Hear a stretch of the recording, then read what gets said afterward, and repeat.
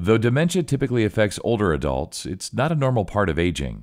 In other words, most people will not develop dementia in their lifetime.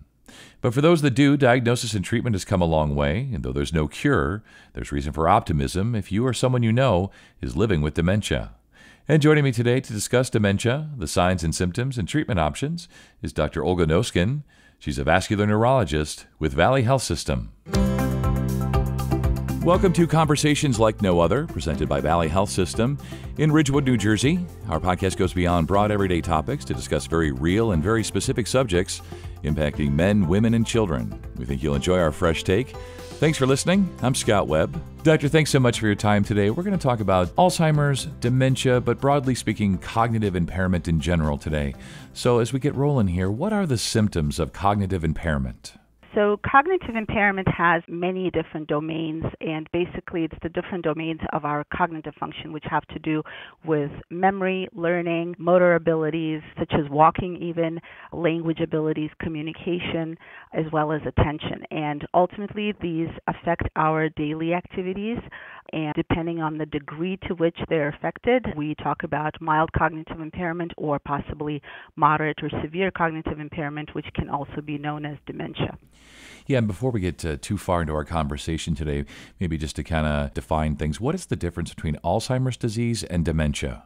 That's actually a very commonly asked question, Scott, and the answer is there is really no difference, because dementia is a very large umbrella under which multiple diseases may live, including Alzheimer's disease. Alzheimer's is simply one type of dementia. We have many more. Alzheimer's is the most commonly known and commonly seen type of dementia. Yeah, I think you're right. Whether it's media, social media, we're all pretty familiar with Alzheimer's disease. How do you diagnose or evaluate cognitive impairment? A lot of times these patients get brought into their primary doctor, geriatrician, or neurologist, and the same types of questions arise from the family. Why is my loved one repeating the same question over and over, can't recall certain things, and so on?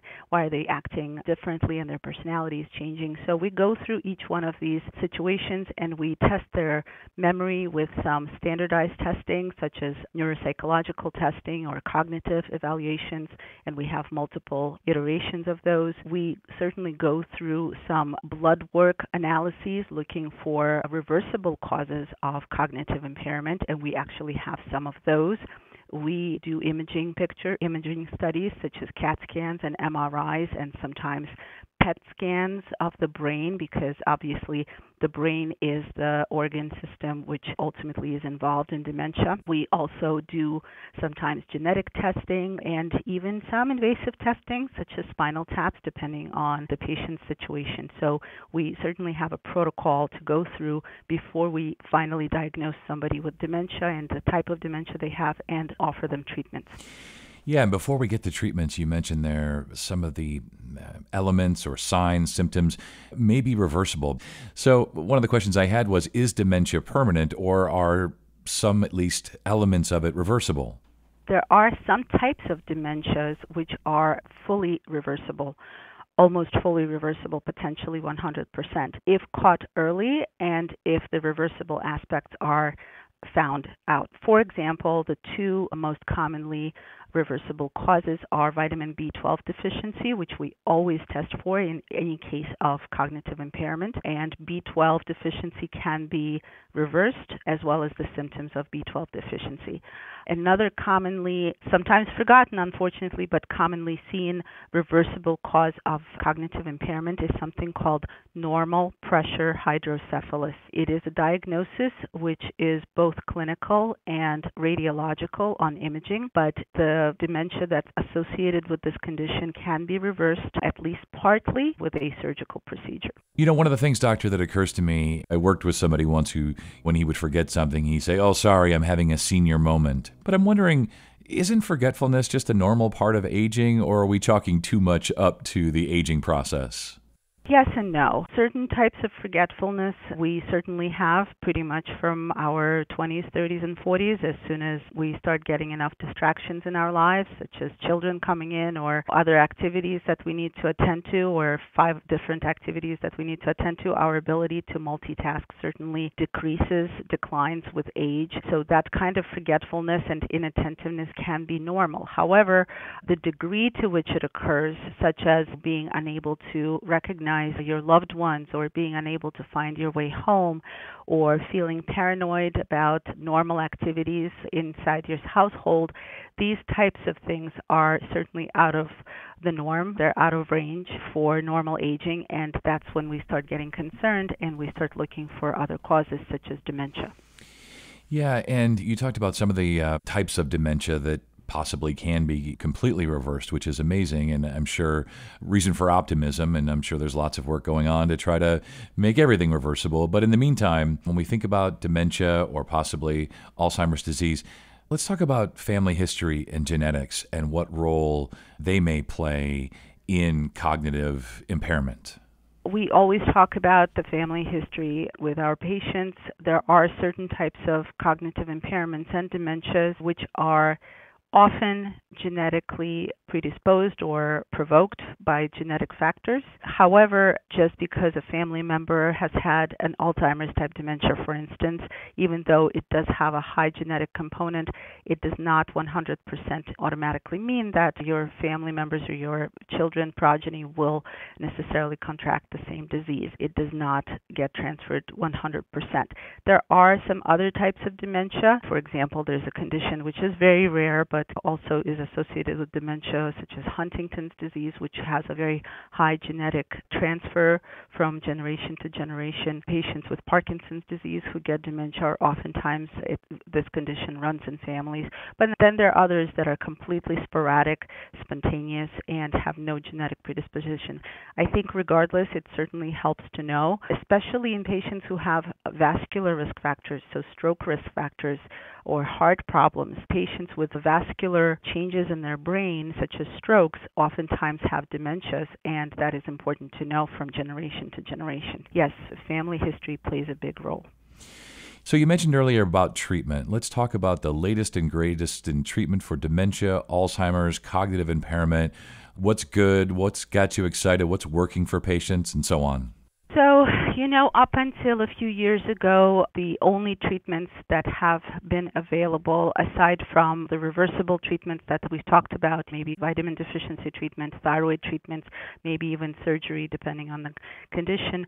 In Alzheimer's disease specifically, we've really only had 2 drugs or 2 classes of drugs available which have been treating this condition but not curing it, unfortunately. And those medications may be very well known by their brand name. I will just mention the generic names, which is donepezil, galantamine, and rivastigmine. These medications are both oral and patch form. They have been around for many years. They do have some side effects associated with them, which I always talk to patients about. And in some rare cases, these do actually offer a benefit of improvement of cognition, which is relatively short-lived.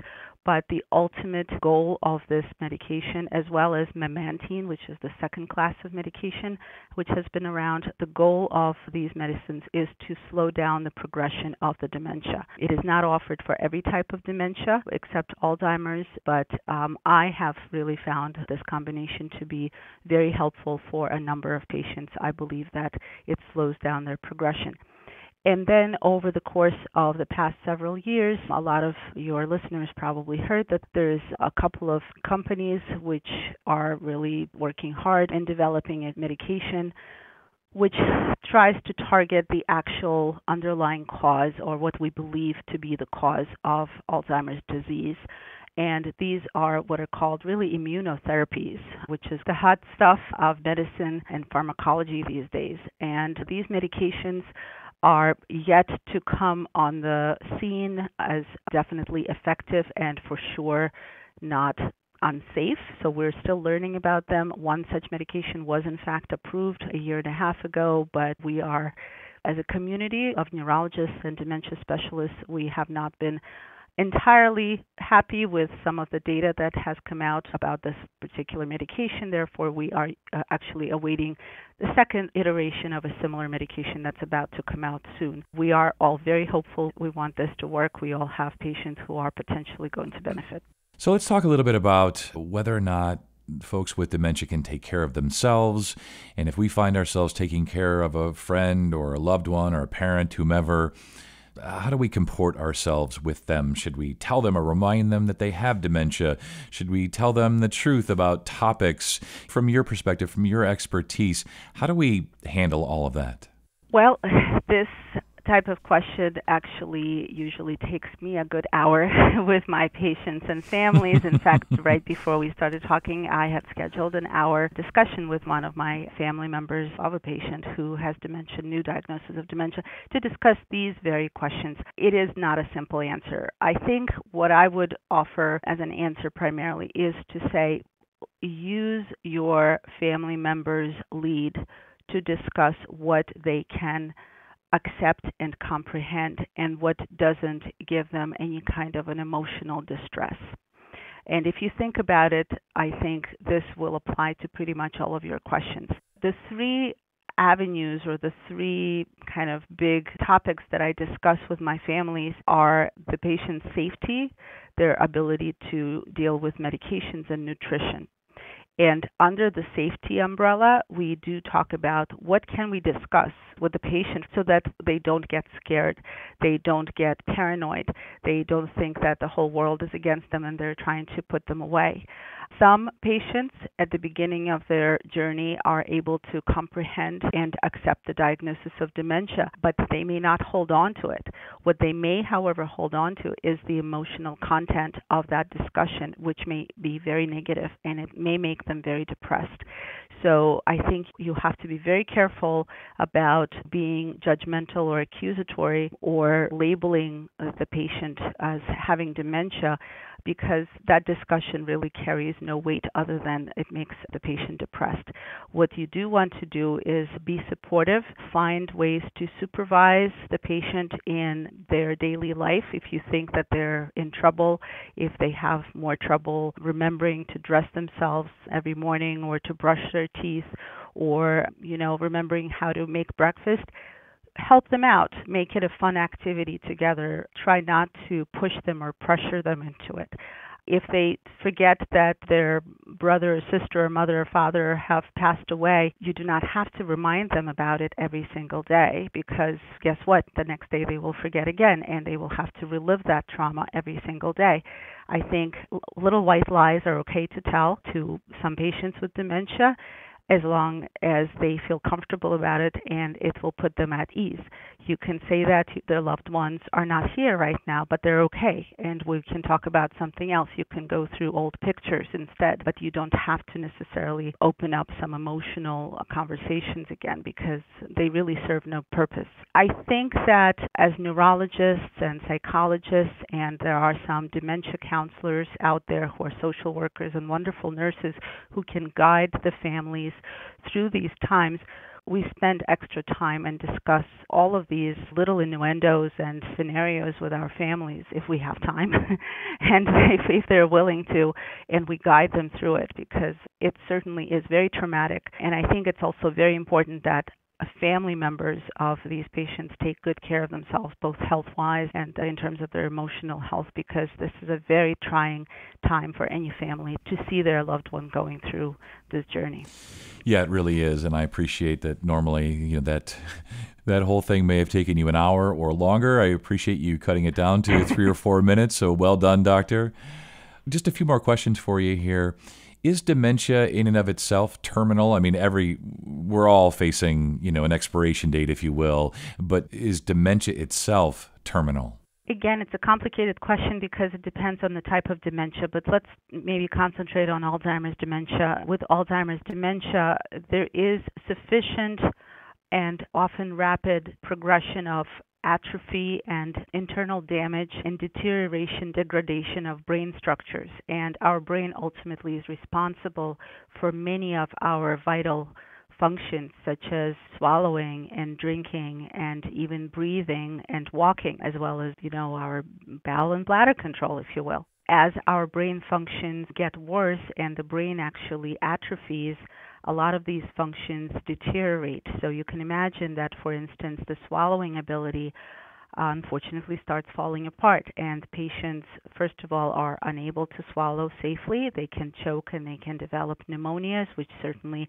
is terminal potentially if it happens repeatedly. And also they forget to take care of themselves. They also lose their interest in food, and their appetite decreases, and they're unable to walk anymore. They're now bedbound, and when they're bedbound, depending on the care that they are provided and their nutrition, they may run into some bed sore situation and infection. So indirectly, dementia does unfortunately lead to terminal prognosis in these cases.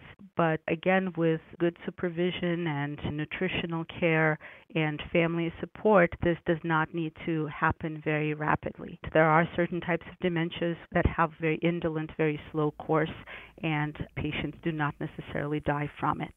It's very interesting stuff today. I know that we could speak all afternoon, but neither of us has that kind of time. So I'm going to give you one last question here, Doctor, and I really do appreciate your expertise. You're giving me a lot of food for thought. What advice do you have for patients who are concerned either about themselves or loved ones, family, friends, grandparents, whomever, about cognitive impairment? The advice that I would have is don't be surprised if there are many other people around you in your community who have had similar experiences and similar thoughts that you can actually turn to without embarrassment. And I'm not talking about the medical community. I'm talking about just your immediate community. You can talk to people and you can ask their advice, because a lot of them have been through this journey with their loved ones, and they can help out in terms of resources. And I'm just jumping ahead in case you are already diagnosed or you have someone diagnosed. But do not feel embarrassed or shy to bring these questions along to your physicians. We listen, we know our families, and a lot of times 3-4 generations of families in our practice, and we need to know your worries. And in fact, anytime you go to the doctor, you want to come out with your worries addressed. So if you have a concern, please bring it up. We may or may not be able to give you the answer that you're looking for, but we will at least give you the pros and the cons of getting that answer now or in the future, or we may give you some advice on how to ward off certain dementia symptoms, in fact, because there are certain things that people can do in terms of their lifestyle and health control and nutrition. So there's a lot that you can gain if you're worried. Talk about it, open up. Yeah, you're so right. There is so much support typically in respective communities. Obviously, we have medical care providers and specialists and so on. And unfortunately, doctor, most of our lives have been touched by some of these things, whether it's dementia, Alzheimer's, cancer. But the good thing is that there's lots of work being done, lots of things on the horizon, lots of support, medical experts like yourself, your expertise, your compassion. So this was really great today. Thank you so much. You stay well. Thank you very much. And for more information about today's topic, please email valleypodcast@valleyhealth.com. And if you found this podcast helpful, please do share it on your social media and maybe with some family and friends. And thanks for listening to Conversations Like No Other, presented by Valley Health System in Ridgewood, New Jersey. I'm Scott Webb. Stay well.